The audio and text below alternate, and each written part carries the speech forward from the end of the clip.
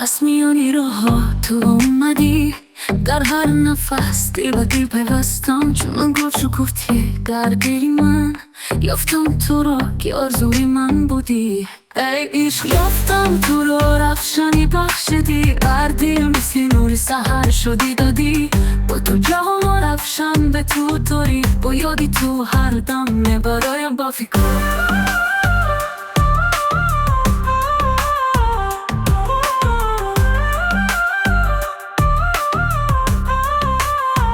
شبها با یادت من آرومم، هر لحظه با تو شادی میارم. یافتم تو رو که من گم کرده بودم، در هر تبسم دل به عشق تو دارم. ای عشق یافتم تو رو، رفشانی بخشیدی، بر دل مثل نور سحر شدی دادی.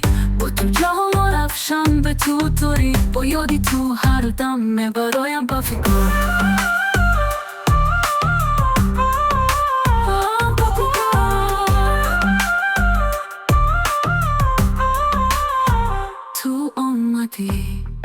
دل رو رفشن کردی، و زندگی منو بخشیدی. ای عشق من، چون شم در شبها من و تو سوزم. یافتم تو رو که آرزویم بودی همیشه. ای عشق یافتم تو رو، رفشنی بخشیدی، بر دل مثل نور سحر شدی دادی. با تو جهان را رفشم به تو طوری، با یادی تو هر دم میبرایم با فکر.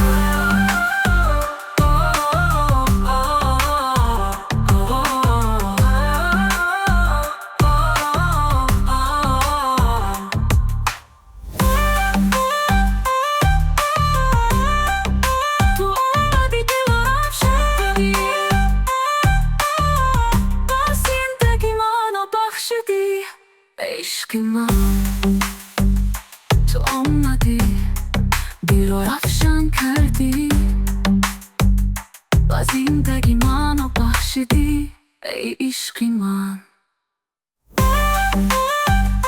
تو آن شب در شبها من و تو سوزه. یافتم تو رو که آرزویم بودی همیشه. ای عشق یافتم تو رو، رفشنی بخشیدی، بر دل مثل نور سحر شدی دادی. با تو جهان را رفشم به تو طوری، با یادی تو هر دم میبرایم با فکر.